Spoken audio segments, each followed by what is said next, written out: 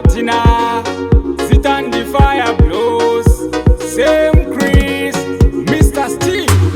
andikangana kutenda mafansi alongside nemima promota timi not big up ngoma wabata timi not big up ngoma wasota kana kumafansi timi kana pa stage timi fansi roya rosimbisa kumatansi tobatango pasisa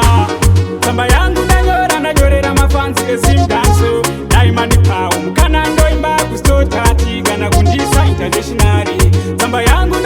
nanyorera mafansi Zimdancehall Diamond Power mukana ndoimba kustotati kana kundisa internationally wakanga vajaira kudisa patani manje ndakavakokera kani kata zvekutamba vanofira passport koma ndinokurunga ndipei hompot kwakutamsika pandane overswit koma chiwataka futi kunge high grade Samcris pandinodzoka nengoma mumwe anopa buda dziva Tsamba yangu nanyorera mafansi Zimdancehall Diamond Power mukana ndoimba kustotati kana kundisa internationally Tsamba yangu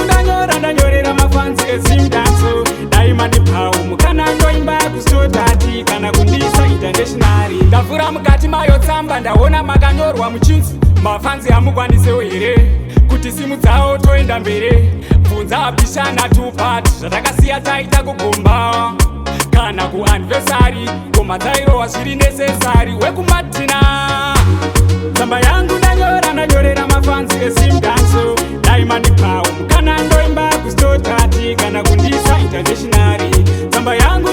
nanyorera mafansi Zimdancehall Diamond Power mukana ndoimba kustotati kana kundisa internationally andikangana kutenda mafansi alongside nemima promota timi not big up ngoma wabata timi not big up ngoma wasota kana kumafansi timi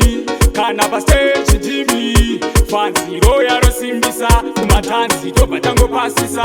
wakanga vajaira kudisa patani manje ndakavakokera kani kata zvekutamba vanofira passport koma ndinokurunga ndipei hompot kwakutamsika pandane overswit koma chiwataka futi kunge high grade Samcris pandinodzoka nengoma mumwe